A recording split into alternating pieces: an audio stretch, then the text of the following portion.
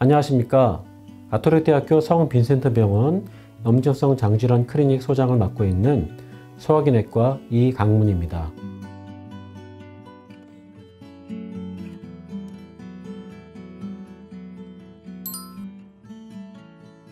한마디로 말씀드리면 염증성 장질환이란 장에 염증이 생기는 질환입니다. 원인을 알 수 없으면서 쉽게 낫지 않고 만성적으로 진행하는 그런 질환만을 들어서 우리가 특별히 염증성 장질환이라고 부르고 있는데요. 거기에 대표적인 것이 궤양성 대장염과 크론병이 해당이 되겠습니다.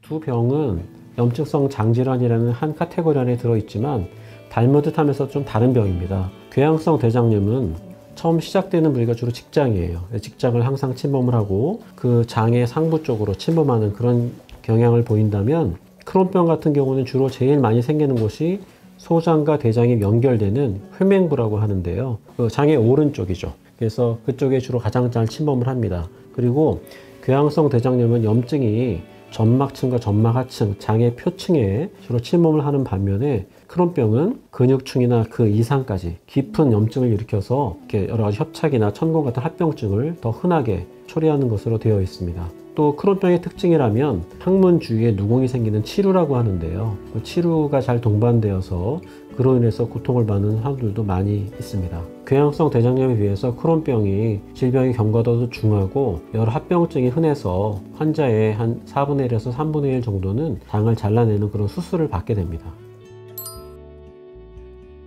정확히 밝혀져 있지는 않지만 우리의 유전 요인, 한 가지 유전자가 유전되는 그런 유전병은 아니고요. 염증성 장질환의 위험 유전자가 한 200개 이상이 발견되어 있는데, 그런 유전자를 많이 가지면 가진 사람일수록 질병이 발생할 위험이 높고요. 그 다음에 우리 장에 여러 가지 장내 세균, 또 술, 담배라든지 여러 가지 서구식 식사, 육류나 패스트푸드 같은 것들, 그 다음에 우리가 먹고 있는 여러 가지 약재나 스트레스, 이런 것들이 복합적으로 작용을 해서 비정상적인 염증을 유발하는 것으로 그렇게 알려져 있습니다. 유해균이 많아지고 유익균이 줄어드는 그런 불균형이 생겼을 때 염증성 장질환 발생의 위험이 높아지고, 또한 증세가 악화될 수 있다고 생각이 됩니다. 따라서 적절한 유산균 치료를 통해서 우리가 궤양성 대장염이나 크론병의 염증을 조절할 수 있으리라고 기대되고 있습니다. 현재 임상에서도 건강한 사람의 분변, 대변을 장내에 이식해 주는 그런 분변 이식술이 염증성 장질환의 치료에 많이 시도되고 있는데요. 여러 연구에서 효과적임이 보고되고 있습니다.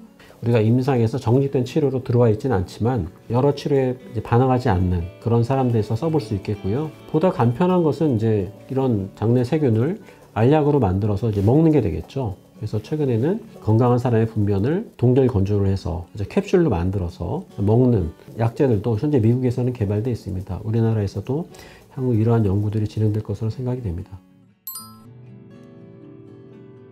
궤양성 대장염의 가장 흔한 증상은 혈변입니다. 그리고 설사를 하게 되고요. 변이 급해서 참지 못하는 이제 급박변이라고 그러지 않습니까? 그래서 막 화장실을 급하게 뛰어가야 되고, 이런 증상들이 궤양성 대장염의 가장 흔한 증상이고요. 반면에 크론병 같은 경우는 가장 흔한 증상은 복통입니다. 그리고 설사, 혈변은 흔하지는 않고요. 또 크론병이 심하게 되면 체중이 자꾸 빠지게 되고, 항문 주위에 염증이 생기고 진물이 나오는 치루가 잘 동반되는 경우가 있어서, 그런 것이 있을 때 우리가 염증성 장질환을 의심할 수 있습니다.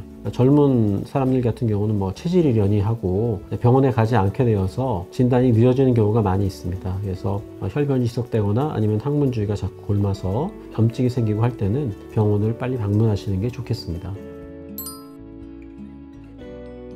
네, 그걸 우리가 장외 증상이라고 합니다. 가장 흔히 침범하는 것은 피부와 관절입니다. 그 외에 눈이나 췌담도 기관, 이런 것도 같이 침범할 수가 있습니다. 이러한 장외 증상들은 장의 염증을 치료해주면 같이 좋아지기도 합니다. 그렇지만 일부 어떤 장외 증상들은 장의 염증과는 별개로 발생하는 경우도 있어서 그런 경우에 거기에 맞춘 또 치료가 같이 필요하게 됩니다. 그 장의 염증이 오래되다 보면 좀 딱딱하게 굳을 수가 있어요. 자꾸 상처가 나고 섬유화가 되면서요. 그러다 보면 장이 이렇게 변을 잘 조절하지 못하기 때문에 설사를 자꾸 하게 되고, 자꾸 복통이 생기게 되고 이런 것이 생길 수 있겠고요. 우리가 내시경을 해보면 장에 염증이 생기면서 궤양이 생기게 됩니다. 이게 이런 것들이 깊은 궤양이 생긴 것이고, 궤양이 심해지다 보면 장이 좁아지는 협착이 초래될 수도 있고, 심하게 되면 장이 뚫어지는 누공 또는 천공이 발생할 수도 있게 됩니다. 이런 합병증을 막아주기 위해서 초기부터 적절한 치료를 해야 된다는 것이 최근의 치료 트렌드가 되겠습니다. 기본적으로 염증성 장질환은 내과적 질환입니다. 그래서 약물 치료가 우선이 되겠죠. 그래서 궤양성 대장염이나 크론병 모두 치료하는 약물은 거의 비슷합니다. 그래서 염증을 조절하는 약제들, 스테로이드, 면역 조절제, 그리고 최근에는 아주 강력한 항염증 작용을 나타내는 생물학 제제라는 것이 임상에서 흔히 쓰이고 있습니다. 그래서 요즘에는 여러 가지 치료의 옵션들이 많아져서 의사나 환자 모두에게 큰 힘이 되고 있습니다. 그렇지만 이제 합병증이 발생한 경우, 크론병에서 협착이 발생하거나 누공, 천공이 생긴 경우에는 수술주를 통해서 그런 합병증을 해결해 주고, 그 후에는 다시 약물 치료를 통해서 장기간 유지 치료를 진행을 하게 됩니다. 염증성 장질환의 원인이 잘 밝혀지지 않았고, 또 우리가 알고 있는 바는 유전적 요인, 장내 세균, 환경 요인 여러 가지가 있습니다. 어느 원인이 한 가지라면 그것만을 제거해주면 완치가 되겠죠. 그렇지만 우리가 유전자를 바꿀 수도 없고 장내 세균을 완전히 좋게 바꿀 수도 없기 때문에 현재로서는 완치라는 좀 요원한 것 같습니다. 우리가 적절한 약물 치료를 통해서 증상이 다 사라지고, 그래서 모든 것들을 완전하게 가라앉히는 관해라고 하는데요. 그걸 유지하는 것이 현재의 치료 목표가 되겠습니다. 약 절반의 환자는 처음에 증세가 있다가 치료하면 일생 동안 거의 재발 없이 꾸준히 잘 지내는 것으로 알려져 있습니다. 그렇지만 나머지 절반의 환자들은 중간중간 재발을 하기도 하고, 또 때로는 아주 심하게 재발을 해서 수술이나 입원이 치료한 경우도 생기죠. 그렇지만 많은 사람들이 현재의 치료로 인해서 정상적인 삶을 살고 있습니다. 환우분들께서 가장 주의하실 것은 식사가 되겠습니다.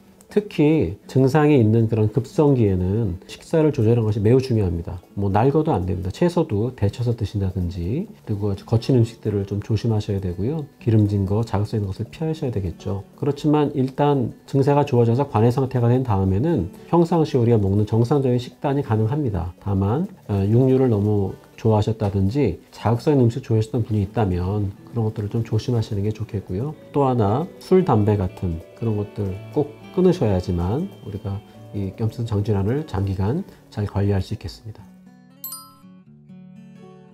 염증성 장질환 자체의 염증이 심하면 임신이나 출산에 부정적인 영향을 끼치는 것이 사실입니다. 그렇지만 치료를 해서 염증이 잘 조절되는 상태에서는 정상적인 임신과 출산이 가능합니다. 약제의 부작용을 걱정하시는 분이 많은데요. 임신에 가장 안 좋은 것은 염증 자체이지 약제가 아니라는 것이죠. 현재 사용되고 있는 여러 가지 염증 장질환의 약제들은 임신에 별다른 영향을 미치지 않는 것이 이미 입증이 되었습니다. 그래서 치료를 잘 받아서 염증을 가라앉힌 후에 그 다음에 임신을 할 것을 권유하고 있고요. 임신 중에도 치료를 지속해서 재발하지 않도록 하는 것이 가장 중요합니다. 정확히 말씀드리지만 염증성 장질환은 유전병이 아닙니다.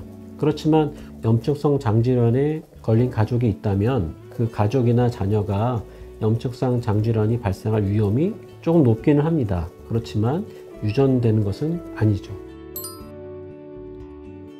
염증성 장질환이 암으로 간다는 표현보다는요, 장의 염증이 계속 지속되게 되면 그 자극으로 해서 장 점막에 돌연변이가 생기게 되고, 그러다 보면 대장암이나 소장암이나 이런 암의 발생 위험이 높아지게 되는 것이죠. 정확히 원인은 알려지지 않았지만 만성 염증이 또한 암을 일으킬 수 있는 그런 원인이 되기 때문에 염증성 장질환이 있으면 다른 암들, 장 외에 위암이나 다른 암들 있지 않습니까? 이런 암들도 증가하는 것으로 알려져 있습니다. 그렇지만 장의 염증이 다 없어진 상태에서는 대장암이나 소장암 위험이 증가하지 않는 것으로 알려졌기 때문에 어찌됐건 암의 발생을 막기 위해서라도 염증성 장질환을 잘 치료하는 것이 중요하겠습니다. 많이 고생이 많으세요. 직장 생활, 학교 생활에 많은 어려움을 겪고 있습니다. 그렇지만 이 병은 단기간에 끝나는 병이 아니고 우리가 어떻게 보면 평생을 같이 살아가야 될 병입니다. 그래서 이왕 같이 살아갈 것, 좀 더 긍정적인 마음을 가지고 언젠가는 이 질환이 극복될 수 있다는 그런 희망을 가지시고 의사들과 잘 상의해서 치료를 잘 받으신다면 좋은 결과가 있으시리라 이렇게 생각을 합니다. 힘내시기 바랍니다.